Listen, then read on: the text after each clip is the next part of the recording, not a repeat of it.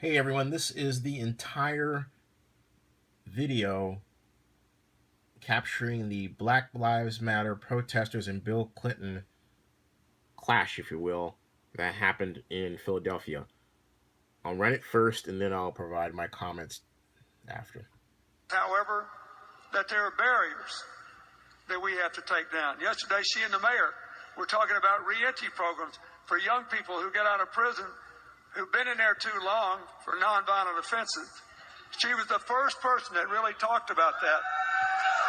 But in order to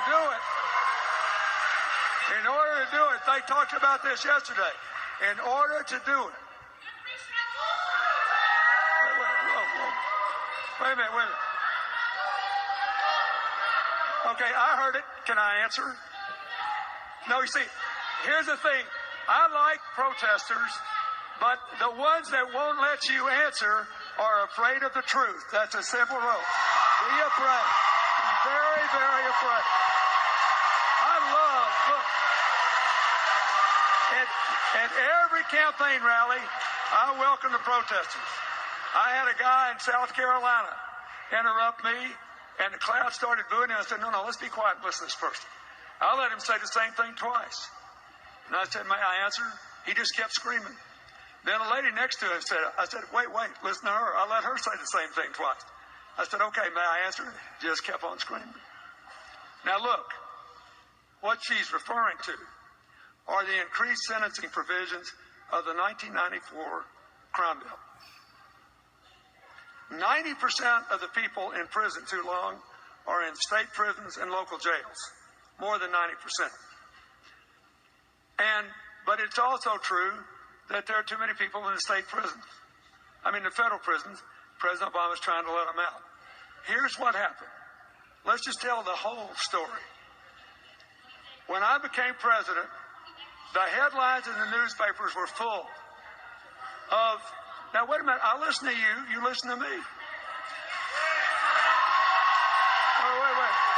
Here's what happened. Vice President Biden, you guys know Vice President Biden. His family comes from Scranton. He was the chairman of the committee that had jurisdiction over this crime bill. I had an assault weapons ban in it. I had money for inner city kids for out-of-school activities. We had 110,000 police officers so we could put people on the street, not in these military vehicles, and the police would look like the people they were policing. We did all of that. And Biden said, you can't pass this bill, the Republicans will kill it if you don't put more sentencing in. I talked to a lot of African American groups. They thought Black Lives Matter. They said, take this bill because our kids are being shot in the street by gangs. We had 13-year-old kids planning their own funerals. She don't want to hear any of that. You know what else she doesn't want to hear? Because of that bill, we had a 25-year low in crime, a 33 low in the murder rate, and listen to this. Because of that and the background check law, we had a 46-year low in the deaths of people by gun violence. And who you think those lives were? That mattered. Whose lives were saved? That mattered. Now, that's the problem, you know. And who was the first candidate? And Hillary didn't vote for that bill because she wasn't in the Senate. She was spending her time trying to get health care for poor kids. Who were they? And their lives mattered. And her opponent did vote for it. But I don't blame him either. It wasn't. There was a Republican Senate, enough Republicans in the Senate to kill this bill. And nobody wanted it to die. That's what happened. But she was the first candidate, the first one to say, let's get these people who did nonviolent offenses out of prison. And guess what? A lot of Republicans agreed. They know they made a mistake.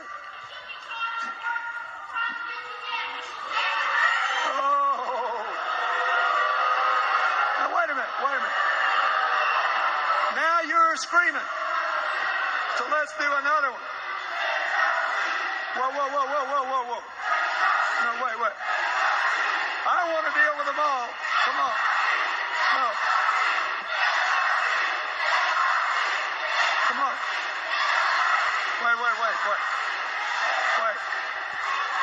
See these other signs?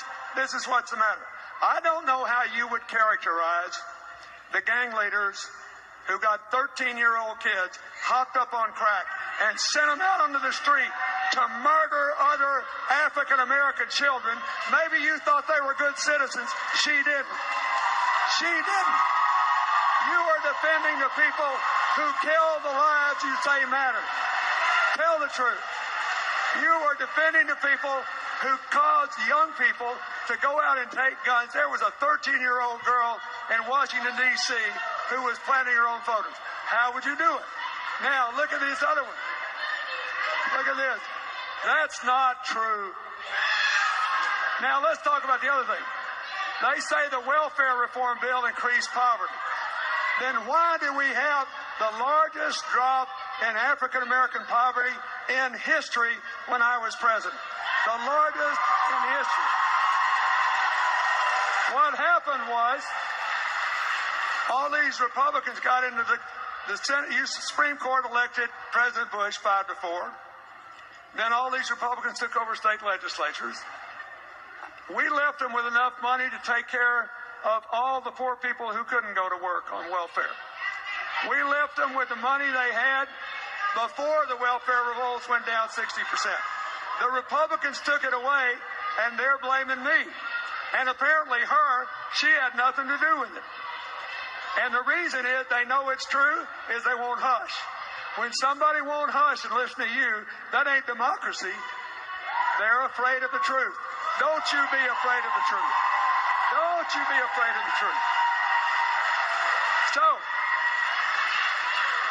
if you think it was bad in the 1990s, if you think record increases in income and record low unemployment, record decreases in poverty, and record small businesses forming was bad, you ought to go with them. Otherwise, you better elect Hillary president so we can get this country going again. And I love protesters, except when they won't let you answer. Tell them what you think. A lot of these people. Thank you. It reminds me of when the Republicans tried to blame me for the financial meltdown. You know why they tried to blame me? Because we enforced something called the Community Reinvestment Act. I remember which led that. to $800 billion being loaned in neighborhoods like this. It said, if you take deposits or loans from anybody, you got to make loans there. So when they caused the crash by having nobody home at the regulatory agencies, they said if Bill Clinton hadn't made us loan money to all these African American and Latino and immigrant neighborhoods, we'd be peachy keen. They were wrong too, just like them. And they don't like to listen either. So, look,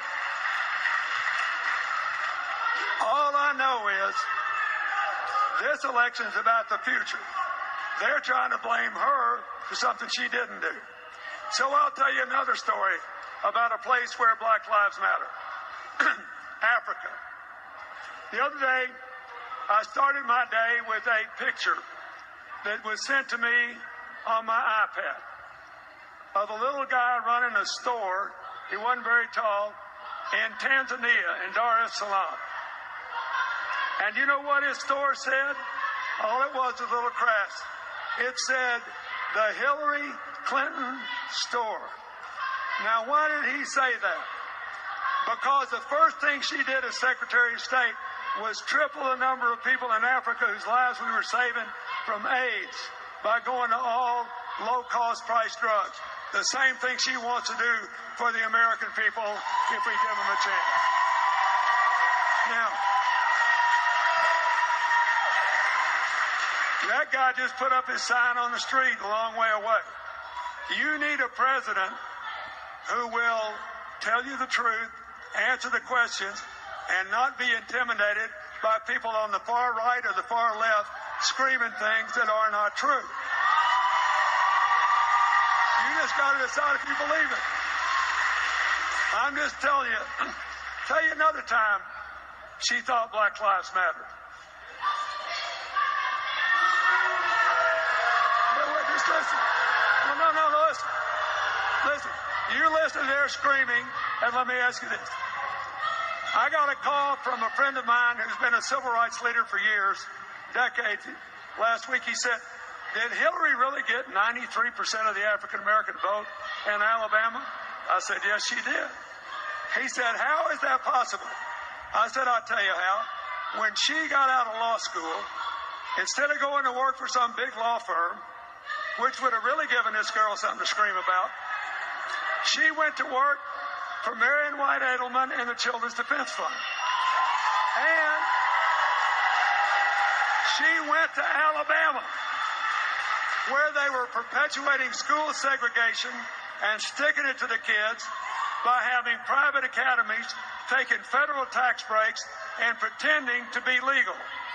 Hillary posed as a housewife with a kid who might want to go to school in one of these schools 40 years ago, and she said, just tell me, sir, if my child goes here, will he be in an all-white school, yes or no? And the guy said, absolutely. She had him. She exposed him. They lost their tax credits. All those schools lost their tax credits. She ended the most prominent way of delegation of vote when she was 27 years old, because she thought those young black lives mattered. Then she went to South Carolina. That is an amazing speech, and I'm glad Bill Clinton said that. On Twitter, he was roundly criticized. People only heard half the speech. You have to hear everything that he said as I played for you. The bottom line is this. The inconvenient truth is that because of poor concentrations of investment, or I'll put it another way, rampant disinvestment in cities, combined with a rampant outmigration manufacturing, particularly during the 70s, 80s, and 90s, African American economic fortunes have been damaged. And the emergence of the tech community has not helped, as you know. The emergence of the retraining community prior to that didn't help. The expanding international division of labor, where many of the parts of products, like, for example, a 787, are made offshore. In the 787's case, it has plane parts made in 96 different countries.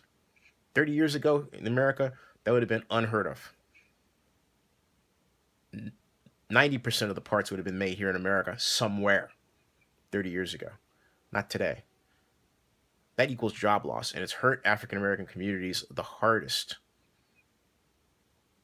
Now, and Latino communities. Now, Clinton was right to tell the truth. That's exactly what he did. He said that his crime bill put bans on assault weapons, put bans on weapons that were being used by gangbangers in black neighborhoods. Not the majority, but a fair percentage. And certainly an inordinately high percentage of black kids at that time, and still today, it's a problem.